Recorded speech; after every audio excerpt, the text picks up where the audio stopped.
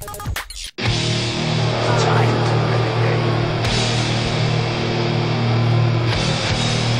to play the game!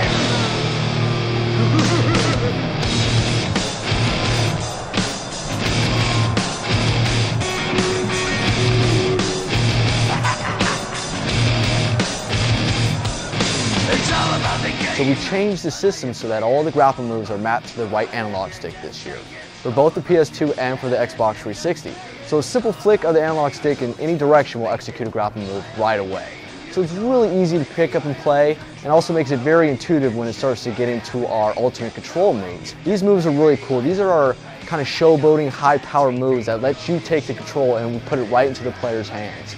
So what that means is that we have moves like the military press, where you get your player up into this position up here, and now you get to control it with the right analog stick. That means you can decide how many presses you want to do, you can taunt there, you can walk around the ring, you can decide to walk over the ropes and throw them outside the ring. So you can get people in these moves during a Royal Rumble match, say, walk over the edge and throw them right out of the ring, easily, just like that. So that's our second big feature. Our third one has to do with using the environment. We really want to push that this year.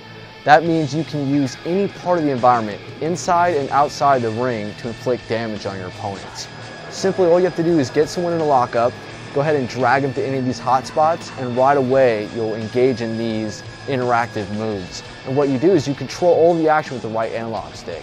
So for example, you drag your opponent over to the steps, you go ahead and decide how many times you want to smash his head into the steps. And it's all controlled using the right analog stick. And then a last big feature for us is the fighting the crowd area this year. This lets the action spill over into the crowd, and we'll have a fully loaded, hardcore brawl area with tons of weapons littered all over the area.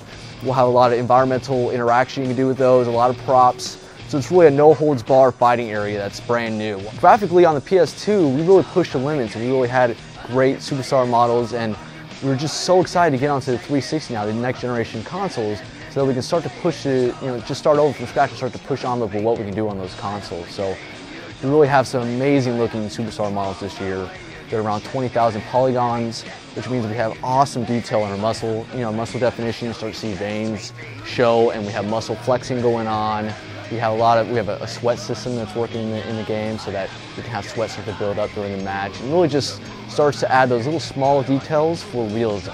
The game was very arcadey, very twitchy. There was only one reversal button back in the day in the SmackDown series. So I really wanted to push the sports element of it, add a lot more strategy to it. So when I was working in production, I really wanted to bring in stuff like superstar attributes.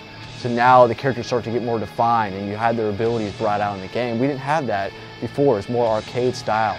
And I wanted to start to push some of the sports aspect as far as momentum in the match and stamina, so you just can't run around doing all types of different moves without any kind of repercussions. I cringe every single time I read fan boards and the fans are complaining about certain maybe gimmicks being outdated, certain costumes, and I really feel for them. And I'm a WWE fan at heart, so I really want the same things to be updated.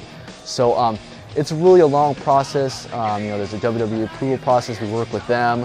There's a lot of planning ahead of time. We have to decide what storylines we're going to have, who we're going to record for VO, mocap. So a lot of things go in there, and we try to be as up to date as possible.